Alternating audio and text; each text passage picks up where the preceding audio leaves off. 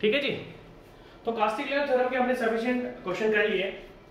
Castigliano method आपका, Castigliano theorem आपका first method था, तो उसको मैं थोड़ा स्लो लेके चला ताकि आपको थोड़ा बेसिक अंदर जाए क्या चीज है। और जैसे कि मैंने आपको बताया, Indian engineering services GATE and state का असिस्टेंट इंजीनियर का एग्जाम के लिए स्ट्रक्चरल एनालिसिस बहुत इंपॉर्टेंट होता है। अच्छा, बच्चों का कुछ सजेशन था, मैं जल्दी स्टेज 2 का स्टील स्टार्ट करने वाला हूं एंड ट्रांसपोर्टेशन। तो ये दो सब्जेक्ट भी मैं इस वीक के अंदर आपको स्टार्ट करा दूंगा, ठीक है। स्टील एंड ट्रांसपोर्टेशन दोनों स्टेज 2 के हैं, ठीक है। तो अगर मैं आपसे बात करूं तो कास्टिग्लिआनो थ्योरम हमने कंप्लीट कर ली। अब हम क्या करेंगे, दो मेथड्स। अभी हम फोर्स मेथड पे चल रहे हैं।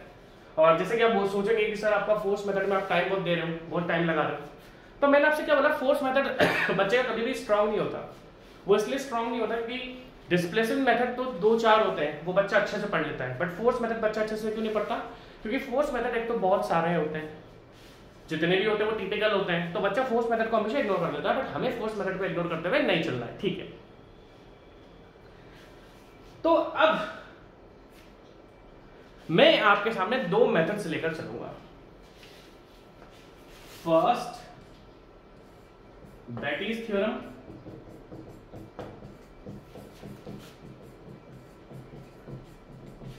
ऑब्लिक मैक्सवेल रेसिप्रोकल थ्योरम,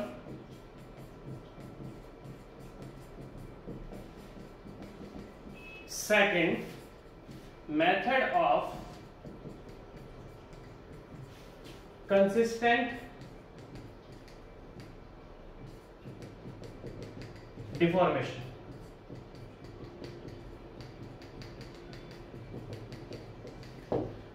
अब हम पैरेलली दो मेथड्स लेके चलेंगे। मैं आपको दो मेथड्स एक्सप्लेन करूंगा और इन दो मेथड्स के बाद हम लोग अपना एक क्वेश्चंस करेंगे। अब हम दो मेथड्स लेके चलेंगे। ये कास्टिग्लिआनो फर्स्ट मेथड था इसलिए स्लो लेके चला, अब हम थोड़ा फास्ट चलेंगे, ठीक है। तो हम लोग क्या बोला, देखो सबसे पहली बात तो मैं आपको बता दूं, बेटीज थ्योरम और मैक्सवेल रेसिप्रोकल थ्योरम एक ही बात है। बस बेटीज थ्योरम को अगर हम थोड़ा सा मॉडिफाई कर देते हैं, हम बेटीज थ्योरम, सबसे पहले हम बेटीज थ्योरम पढ़ेंगे, उस बेटीज थ्योरम को अगर हम मॉडिफाई करके मैक्सवेल रेसिप्रोकल थ्योरम में कन्वर्ट करेंगे और साथ में हम पढ़ेंगे मेथड ऑफ कंसिस्टेंट डिफॉर्मेशन, ठीक है। इन दोनों को एक साथ पढ़ाऊंगा, फिर दोनों के क्वेश्चन एक साथ करेंगे, फिर दो मेथड्स लेके चलेंगे, तब कंप्लीट हो जाएगा आपका, ठीक है। अभी आपको लिखने की जरूरत नहीं है। देखो आप सबसे पहले क्या करो, मैं आपको 3 बीम दिखा रहा हूं। देखो beam number 1, beam number 2 and beam number 3। आपके सामने 3 बीम है। सबसे पहले हम बेटीज थ्योरम और मैक्सवेल रेसिप्रोकल थ्योरम करेंगे और उसके बाद आपका मेथड ऑफ कंसिस्टेंट डिफॉर्मेशन, दोनों एक साथ ही चढ़ेंगे और क्वेश्चंस करेंगे, ठीक है। अगर आप बीम नंबर ए पर देख रहे हो तो बीम नंबर ए पर 2 लोड लगे हुए हैं। ए पर लगा हुआ है WA और बी पर लगा हुआ है WB। अगर आप बीम नंबर 1 को देखते हो तो बीम नंबर 1 पे आपके 2 लोड लगे हुए हैं, पॉइंट लोड है, कंसंट्रेटेड लोड है। ए पर लगा हुआ है WA और बी पर लगा हुआ है WB। देखो WA और WB में दोनों ए और बी पे लोड दोनों लगे हुए हैं। भाई हो सकता है कि इनमें से एक लोड पहले लगाओ और एक लोड बाद में लगाओ। अभी अगर आप फर्स्ट बीम में देख रहे हो तो बीम में दोनों लोड एक साथ लगे हुए हैं, WA प्लस WA और WB साथ में लगे हुए हैं। अगर आप बीम नंबर 2 पर, अब आपको बीम नंबर 2 पर देखो, भाई क्या क्या कंडीशन है। कंडीशन क्या क्या हो सकती है कि या तो WA पहले लगाओ या WB पहले लगाओ। देखो क्या क्या कंडीशन हो सकती है, या तो दोनों एक साथ लगे हो, दोनों को आपने एक साथ लगा दिया, फर्स्ट कंडीशन तो ये। सेकंड कंडीशन क्या है कि पहले WA लगा और WA के बाद WB लगा। थर्ड कंडीशन क्या है, पहले WB लगा और फिर उसके बाद क्या लगा आपका WA लगा। अब आप ध्यान से देखना, आपको लिखना पड़ेगा ये। सबसे पहले बात, अगर हम स्टार्ट करें, हम बीम नंबर 2 से स्टार्ट कर रहे हैं, आपको ध्यान से देखना पड़ेगा। बीम नंबर 2 से आपने क्या देखा, ध्यान से देखना, इसमें बहुत सारी चीजें आएंगी एक साथ। सबसे पहले बेटीज और मैक्सवेल थ्योरम पढ़ रहे हैं, ठीक है। अगर हम बीम नंबर 2 की बात करें, let WAB gradually applied first. Gradually मतलब क्या होता है, जो पहले देखो WA का मतलब क्या, ग्रेजुअली का मतलब क्या है कि पहले यहां पर कोई लोड नहीं लगाता, पहले यहां पर कोई लोड नहीं लगाता, ध्यान से देखना, पहले यहां पर कोई लोड नहीं लगाता और फिर आपने धीरे धीरे करके लोड बढ़ा दिया, और जो लोड बढ़ाया, ग्रेजुअली का मतलब क्या होता है, ग्रेजुअली का मतलब क्या होता है, पहले लोड 0 था और अब फाइनल लोड आपका डब्ल्यू ए हो चुका है। हम सबसे पहले क्या कर रहे हैं, डब्ल्यू ए पर लेके आ रहे हैं। आप बीम नंबर 2 को देखो, 3 को मत देना, इसमें गलत लिखा हुआ है।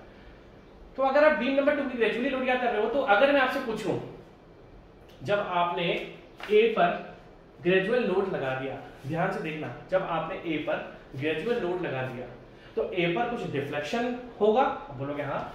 उस डिफ्लेक्शन को हमने क्या माना, ए। भाई ए पर डिफ्लेक्शन हो रहा होगा, आप बोलोगे हाँ सर बिल्कुल लगा हुआ है।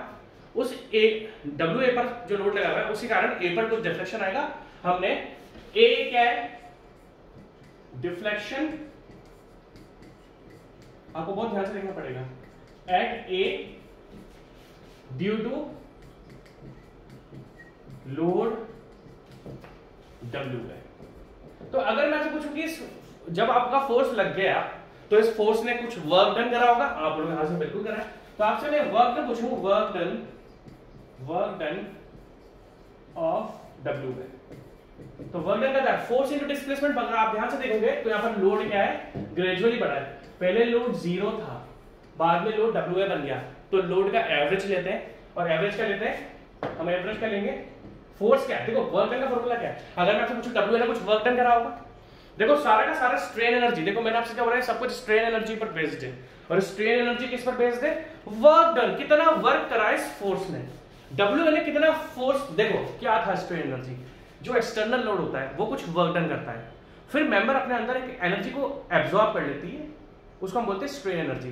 तो अगर स्ट्रेन एनर्जी भी वर्क डन के इक्वली है तो आपका मेथड क्या होगा, आपने लोड लगाया, आपने कुछ कार्य करा उसके ऊपर, कुछ वर्क डन करा, आपने मेंबर को परेशान करने की कोशिश करी, उस पर डिस्प्लेसमेंट लाने की कोशिश करी, पर मेंबर ने अपने अंदर स्ट्रेन एनर्जी को एब्जॉर्ब कर लिया था। तो इस कारण क्या होता है कि जैसे लोड हटता है मेंबर अपनी पोजीशन पर वापस पहुंच जाता है, ये स्ट्रेन एनर्जी था।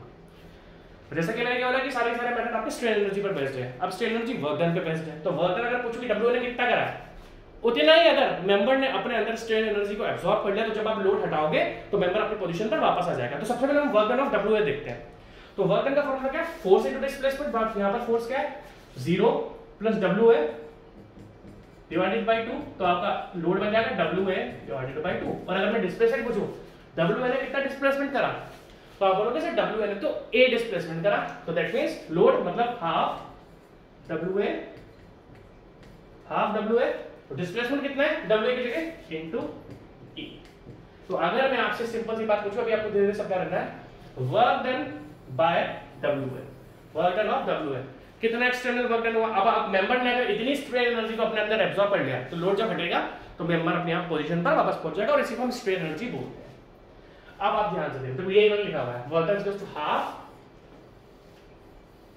Into W A by A, half into W A by A. अब आप ध्यान से देखना, अब मान लो, अब आपको ध्यान से देखना पड़ेगा, जैसा कि मैंने आपको बोला कि इस मेंबर में आप देख सकते हो दोनों लोड एक साथ लगे। हमने 3 कंडीशन डिस्कस करी थी कि बीम्स पर दोनों लोड एक साथ लगे हो, या फिर एक एक करके लगे हो, या फिर एक एक करके लगे हो। अब आप ध्यान से देखना, अब आपको क्या ध्यान से देखना है, ध्यान से देखना। अब हमने क्या करा, डब्ल्यू ए इस बीम पर लगा हुआ था, अब आपने क्या करा, बी पॉइंट पर, जैसे कि मैंने बोला था कि एक एक करके लोड लगा हुआ होगा, एक एक करके लोड, अब आपने बी, हमने क्या कंडीशन मानी थी कि पहले डब्ल्यू में लगाए, बीम नंबर 2 में देखो, बीम नंबर 1 में क्या दिख रहा है आपको, दोनों लोड एक साथ लगे। बीम नंबर 2 में क्या दिख रहा है कि सबसे पहले डब्ल्यू में लगा। अब आपने क्या करा, बी पर डब्ल्यू बी लगा दिया। आपको ध्यान से देखना पड़ेगा क्योंकि थ्योरम अच्छी है, इस थ्योरम को आपको ध्यान से देखना पड़ेगा, वरना थ्योरम आपको समझ में नहीं आएगी। बी पर अब आपने डब्ल्यू बी लगा दिया, तो डब्ल्यू बी लगाओगे तो भैया बी पर कुछ ना कुछ डिफ्लेक्शन तो आएगा। तो अगर मैं आपसे पूछूं, और इसको देखो, पहले डब्ल्यू ए था, डब्ल्यू ए लगा तो यहाँ पर ए डिफ्लेक्शन था, अब आपने बी पर डब्ल्यू बी लगा दिया क्योंकि आपको दोनों लोड एक साथ लगा दिया। तो डब्ल्यू बी जब आपने लगा दिया तो भैया बी के नीचे कुछ डिफ्लेक्शन आएगा, और उस डिफ्लेक्शन हमने क्या लिया, डेल बी ई। अब आपको ध्यान से देखना पड़ेगा, देखो बहुत इंपॉर्टेंट टर्म्स हैं,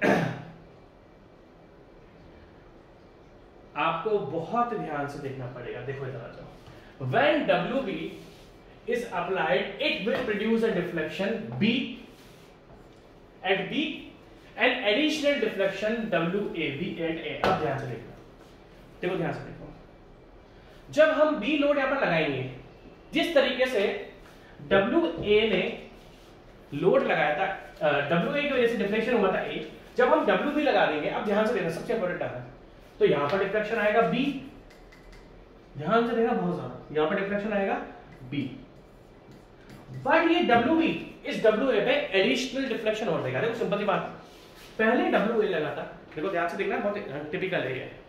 सबसे पहले आप बीम नंबर 2 इसको देखो, ए पर डब्ल्यू लगा था तो इसने डिफ्लेक्शन दे दिया था, आपको ध्यान से देखना पड़ेगा। फिर आपने इसी जगह डब्ल्यू बी लगा दिया, तो डब्ल्यू बी की जगह से इस जगह पे डिफ्लेक्शन कितना आएगा बी, बट जब डब्ल्यू बी में यहां पर लगाऊंगा, जब डब्ल्यू बी में यहां पर लगाऊंगा तो यहां पर एडिशनल डिफ्लेक्शन और बढ़ जाएगा। पहले तो ए था ही सही, अब यहां पर डब्ल्यू बी लगाना, देखो डब्ल्यू बी के नीचे जो डिफ्लेक्शन वो कितना आपका बी।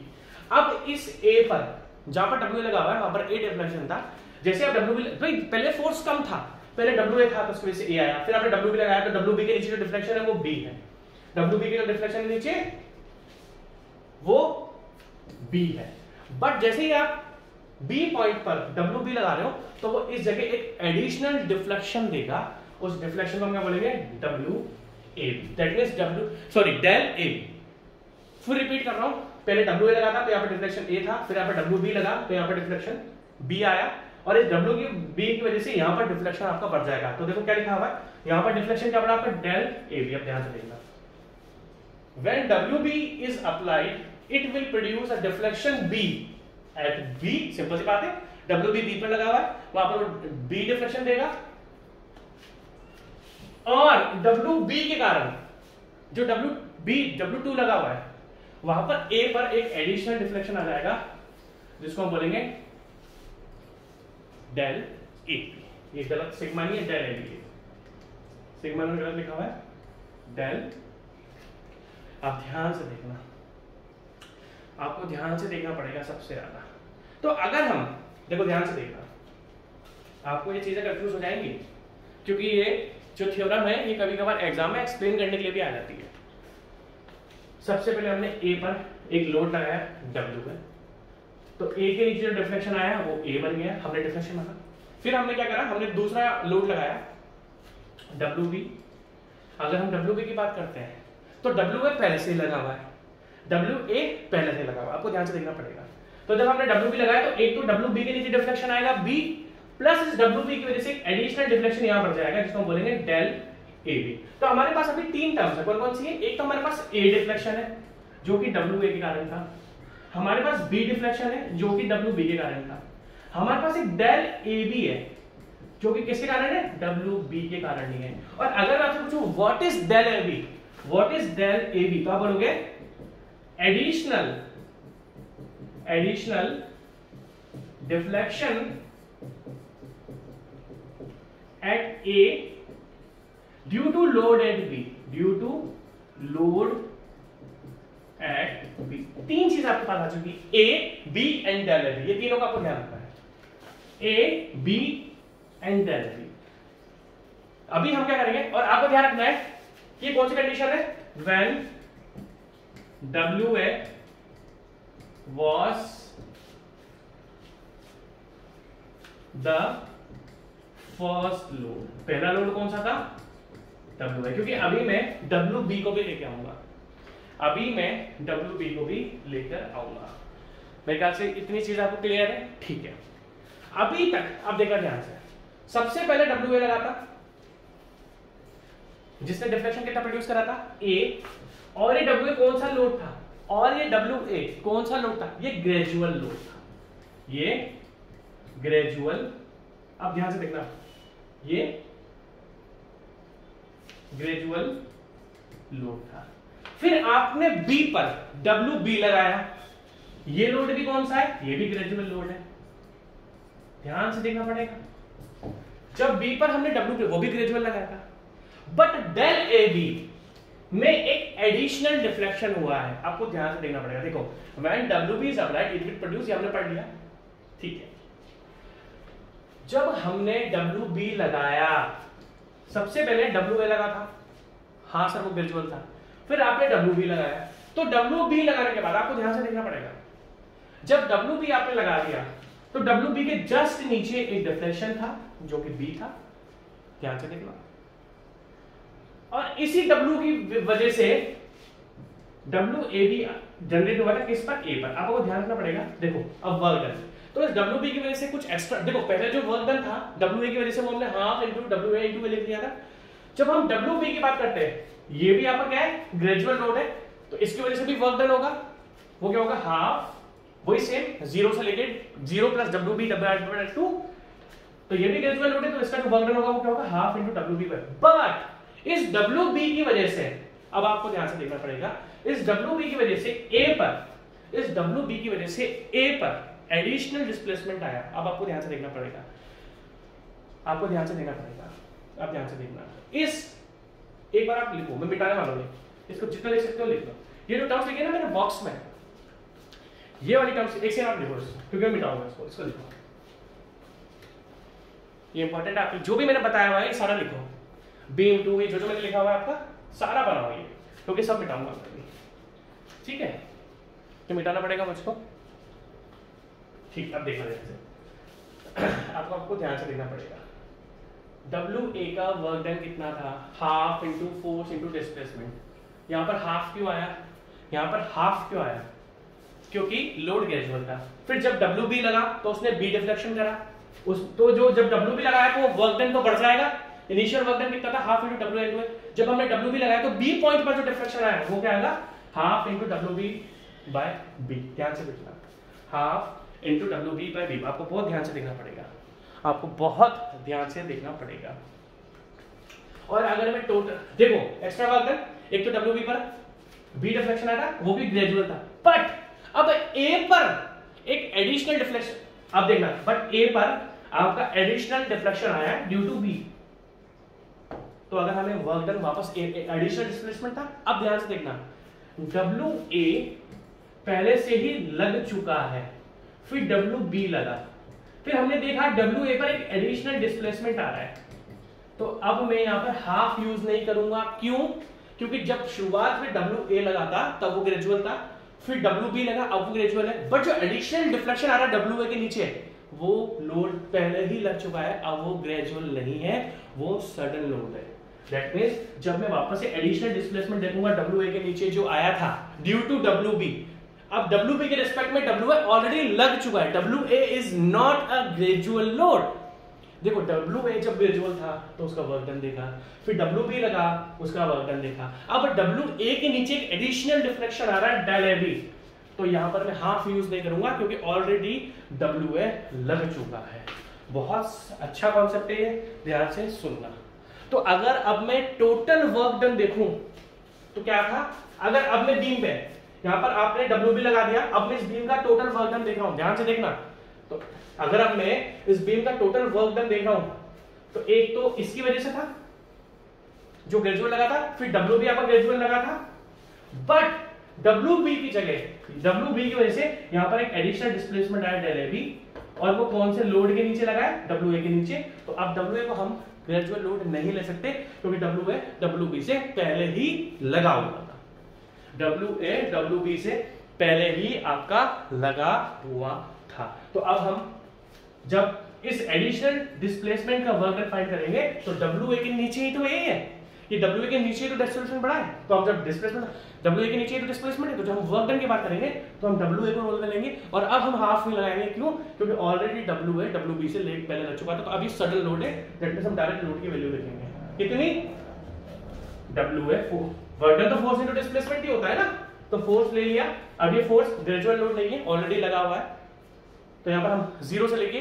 प्लस WA/2 नहीं करेंगे इनटू डेल ए बी। तो अगर मैं इस पूरी बीम का, अगर मैं अब इस पूरी बीम का वर्क डन लिखूं तो आप ध्यान से देखना, total work done, total work done, तो सबसे पहले क्या था, हाफ, ये लाइन गलत लिखी है यहां पे, इसको काट दो। तो टोटल वर्क डन क्या है, हाफ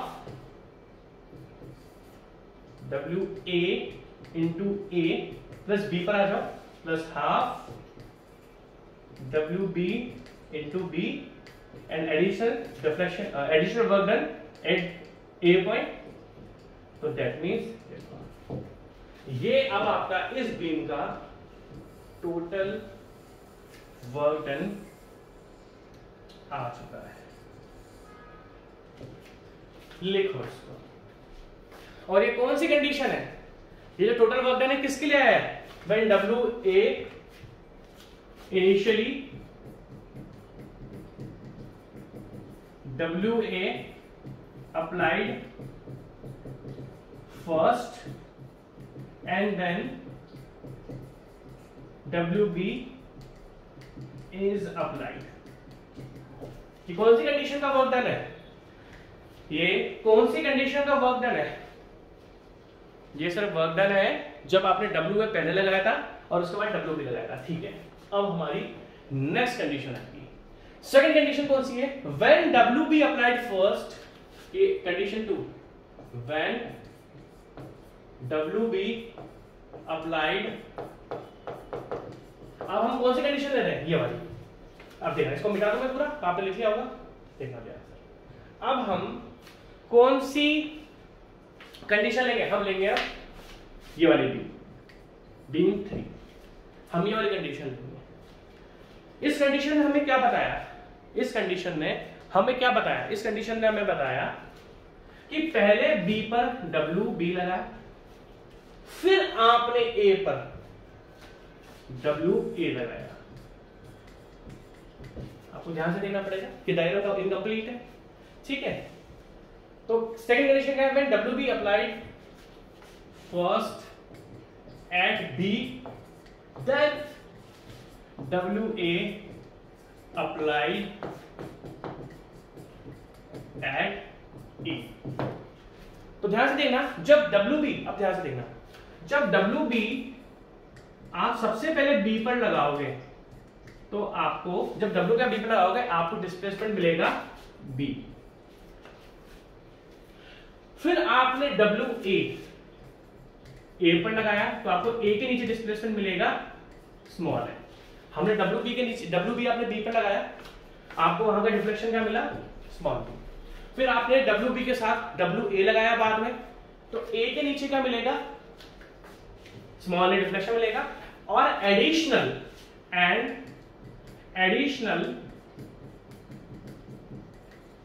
डिस्प्लेसमेंट जब आपने WA लगा दिया बाद में, तो WA की वजह से an additional displacement at B which is del BE।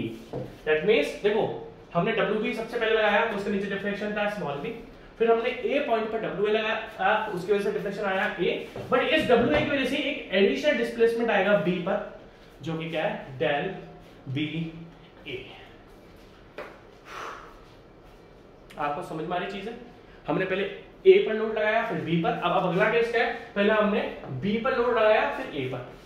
तो ध्यान से देखना, तो सबसे पहले हमने B पर लोड लगाया, ध्यान से देखना, हमने सबसे पहले B पर लोड लगाया, हमने सबसे पहले B पर लोड लगाया। तो सबसे पहला वर्क डन क्या होगा? अगर मैं बात करूं, हाफ WB इंटू B, क्योंकि ग्रेजुअल लोड था। जब आपने WB लगाया तो ये ग्रेजुअल लोड था, तो लोड आधा हो जाएगा आपका। फोर्स क्या बन जाएगा इस केस में?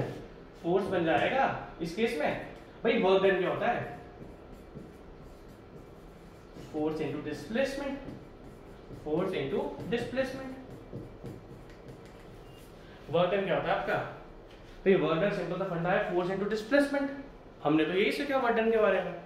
Work done is equals to force into displacement. और जब WB लगा के ग्रेजुअल लोड था तो फोर्स बन जाएगा 0 plus WB divided by 2 which is equals to WB by 2। तो इसका जो डिस्प्लेसमेंट आएगा WB बाय 2 और डिस्प्लेसमेंट कितना आया था? B।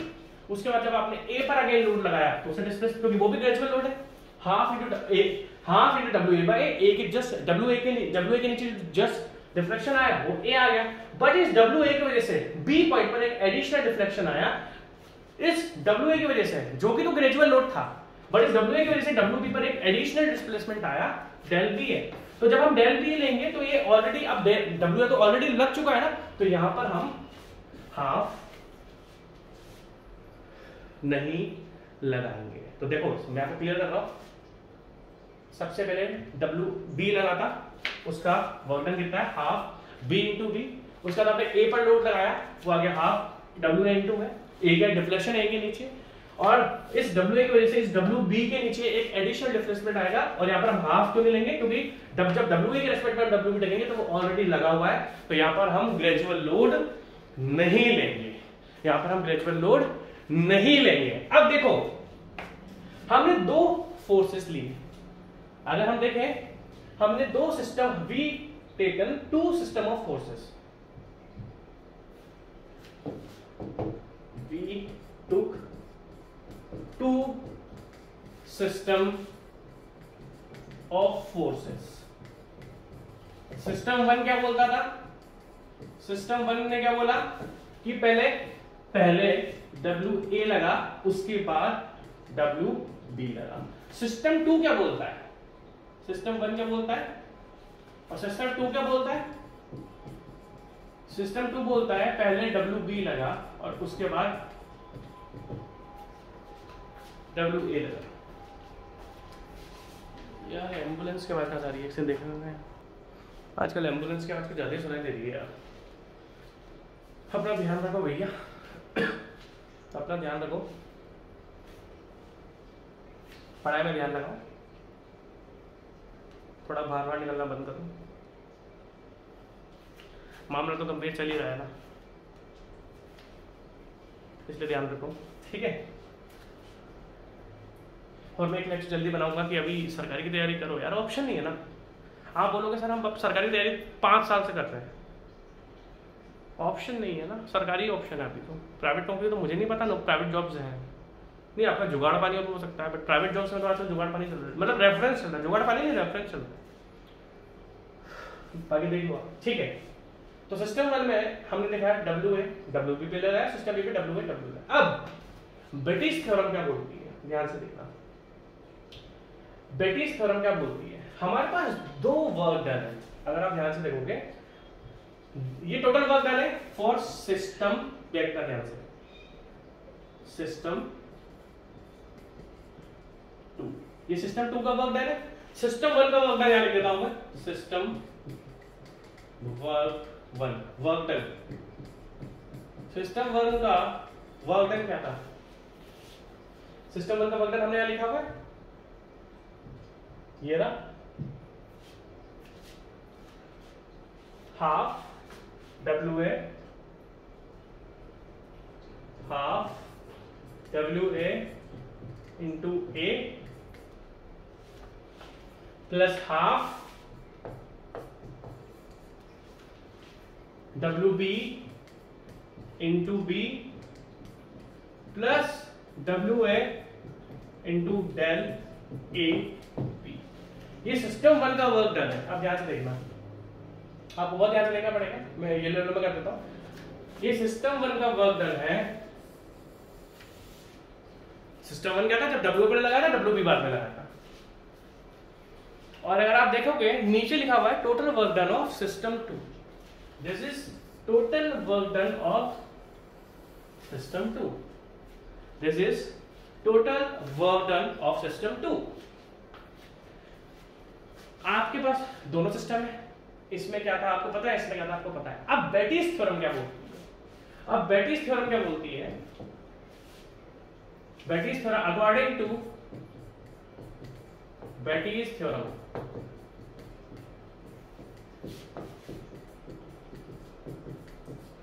अब बेटिस थ्योरम क्या बोलती है कि अगर आपका मटेरियल लीनियर इलास्टिक है, हुक्स लॉ ओबे करता है, बेटिस थ्योरम क्या बोलती है, if your member is linear elastic, now according to Betis theorem, if member is linear elastic, linear elastic आपको पता है क्या होता है, obeys Hooke's law, Hooke's law, और आपका टेम्परेचर कांस्टेंट है, टेम्परेचर इज कांस्टेंट, आपका टेम्परेचर कांस्टेंट है, और जो आपके सपोर्ट्स है, एंड सपोर्ट्स आर अनयील्डेड। अनयील्डेड का मतलब क्या होता है कि आपके सपोर्ट्स अपनी पोजीशन से हिल नहीं रहे। इफ सपोर्ट्स आर अनयील्डेड, अनयील्डेड मतलब क्या है कि सपोर्ट्स अपनी पोजीशन से हिल नहीं रहे। बेटिस थ्योरम की कंडीशन क्या है, ये ऑब्जेक्टिव क्वेश्चन है। बेटिस थ्योरम बोलता है कि अगर आपका मेंबर लीनियर इलास्टिक है, लीनियर मतलब आपका स्ट्रेट लाइन, मैंने आपको कर्व बताया था डिफरेंट डिफरेंट मटेरियल्स के, इलास्टोप्लास्टिक, लीनियर प्लास्टिक, है ना। हुक्स लॉ ओबे करता है। हुक्स लॉ क्या होता है आपको अच्छी तरह से पता है। आपके मेंबर का टेंपरेचर कांस्टेंट है और जो आपका सपोर्ट है वो अनयील्डेड है। अनयील्डेड मतलब सपोर्ट अपनी पोजीशन से उसमें सेटलमेंट नहीं है। तो बेटिस थ्योरम क्या बोलती है, वर्क डन, बेटिस थ्योरम क्या बोलती है, work done by, work done according to Betti's theorem if these conditions are verified, मतलब ये कंडीशन आपकी मेंबर पे लग रही है कि भाई दो सिस्टम ऑफ फोर्सेस थे यहाँ पे, आपको ध्यान से देखना पड़ेगा। अगर आप पहले आपने W लगाया था, फिर WB लगाया, वो सिस्टम 1 है, फिर आपने WB लगाया, फिर W लगाया, बट सेम मेंबर पे लगाया जिसके सपोर्ट्स भी अपना सेटलमेंट नहीं हो रहा, सपोर्ट्स में सेटलमेंट नहीं हो रहा। थोड़ा मेरा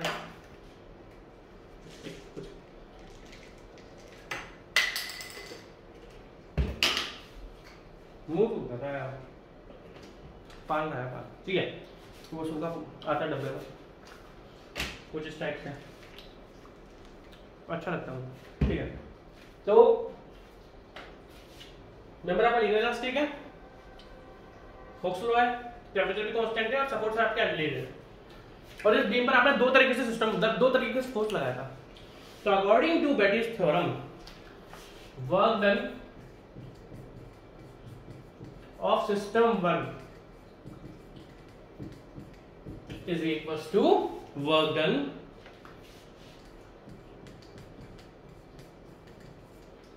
by system 2।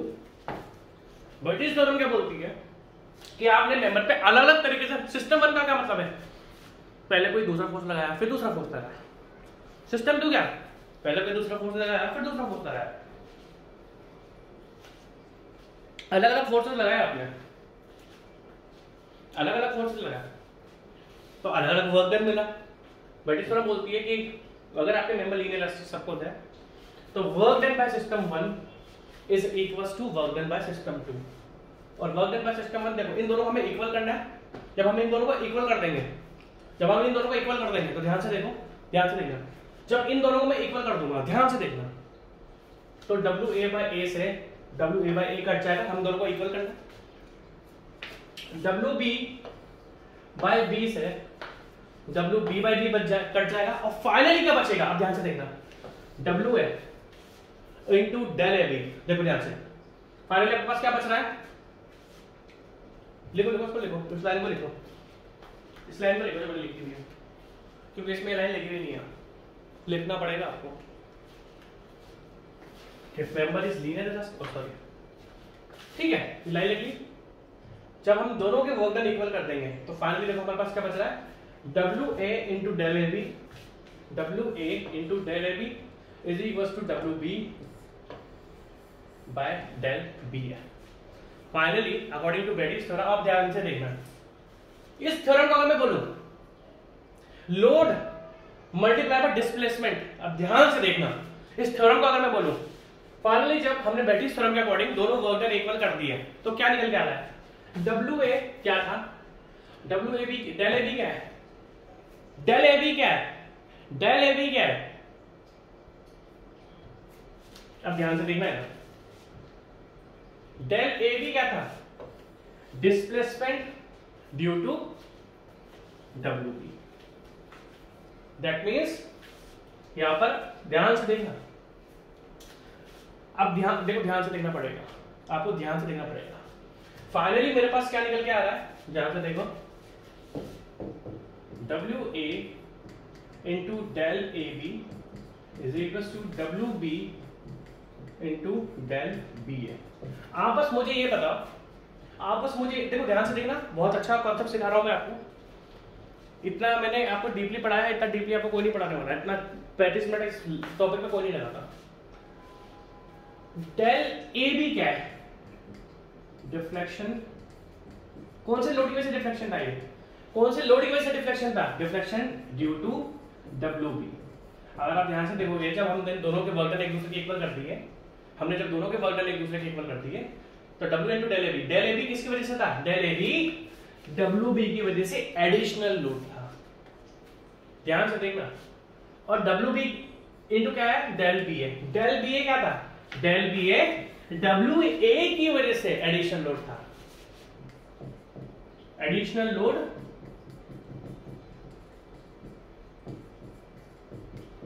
Due to.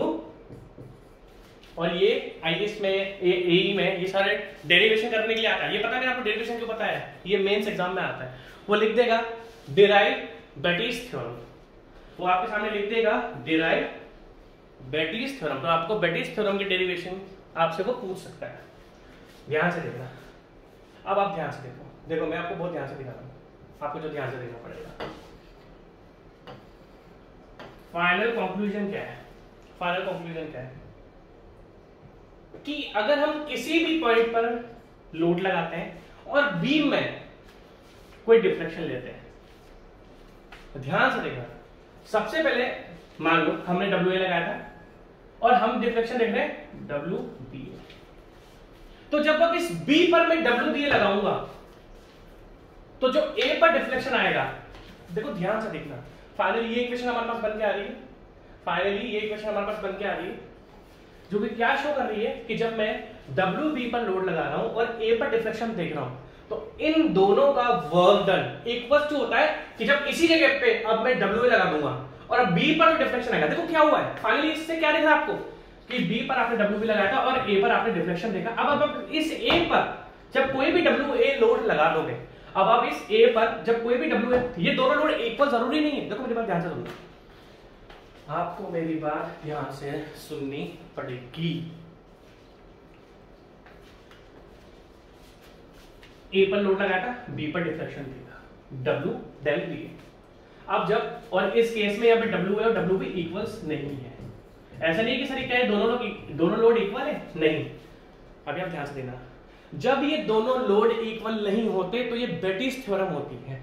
जब ये दोनों load, when W A is not equals to WB, this is Bettys theorem, Bettys theorem। और जब WA और WB, मान लो ऐसा लोड सिस्टम है कि एक लोड पहले यहां लगा और एक लोड पहले यहां लगा, और मान लो कि ये दोनों लोड अब आपके एक दूसरे के इक्वल है। Consider WA is equals to WB, तो ये बन जाती है मैक्सवेल रेसिप्रोकल थ्योरम। ये आपके सामने बन जाएगी मैक्सवेल रेसिप्रोकल थ्योरम। तो आई होप, मेरे को लग रहा है कि आपको थोड़ा थोड़ा तो समझ में आ रहा होगा और आपको इसमें कोई भी डाउट नहीं होगा। क्या बोला मैंने? ध्यान से देखना। मान लो कोई भी दो डिफरेंट फोर्सेस हैं, पहले आपने ए पर लोड लगाया और बी पर डिफ्लेक्शन देखा। अब आप डब्ल्यू बी जब बी पर लगाओगे और ए पर डिफ्लेक्शन मिलेगा, इन दोनों का work done, that means W A पर लोड लगाया, बी पर डिफ्लेक्शन देखा, इन दोनों का work done is equals to W B into, और यही बेटीज थ्योरम। वर्क डन देखना ध्यान से, work done by W A and displacement at W, समझ रहे हो? Load at A and deflection at B, load at B and deflection at A is equals to equal, और ये हो गया आपकी बेटीज थ्योरम, जो मैंने आपको डिराइव करके भी दिखा दी किस तरीके से डेरिवेशन होगा। उसी तरीके से जब ये दोनों लोड इक्वल हो जाते हैं, देखो अब जैसे ये दोनों लोड इक्वल हो जाएंगे, अब ध्यान से देखना, देखो अकॉर्डिंग टू दिस इज, ये तो बेटीज थ्योरम है, this is Betti's theorem, this is Betti's theorem. और जब दोनों load, if the two loads are now made equal, then del A B is equals to del B A, this is Maxwell reciprocal theorem, this is Maxwell reciprocal theorem. देखो देखो लिखा भी है, if the deflection at A produced by a load at B, ये del A B क्या होता है? Deflection at A due to load at B, the deflection at B due to load at A, this is Maxwell theorem of reciprocal displacement, this is Maxwell reciprocal theorem. तो देखो अब वैसे मेरे को आपको दूसरा मेथड भी पढ़ाना था, बट ये दूसरा अच्छा ठीक है, ध्यान से देखना, पढ़ाऊंगा अभी है, ठीक है।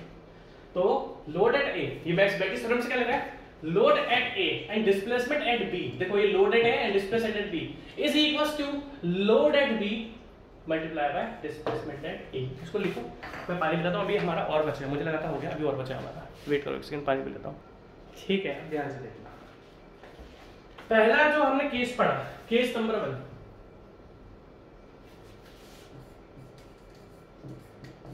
केस नंबर 1, इसमें हमने देखा, हमने देखो ध्यान से, अगर मैं आपको समरी बताऊं थोड़ी सी, केस 1 में हमने देखा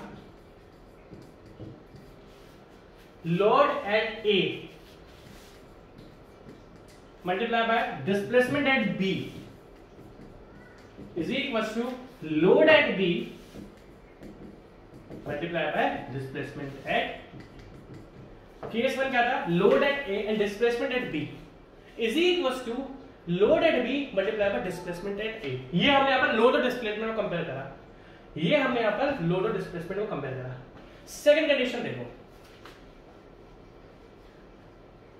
हमने क्या करा, देखो ध्यान से, ध्यान से देखना, हमने लोड और डिस्प्लेसमेंट को कंपेयर करा था। अब देखो the angle of rotation at A, यहां पर क्या है, स्लोप, ठीक है, स्लोप, दैट मीन स्लोप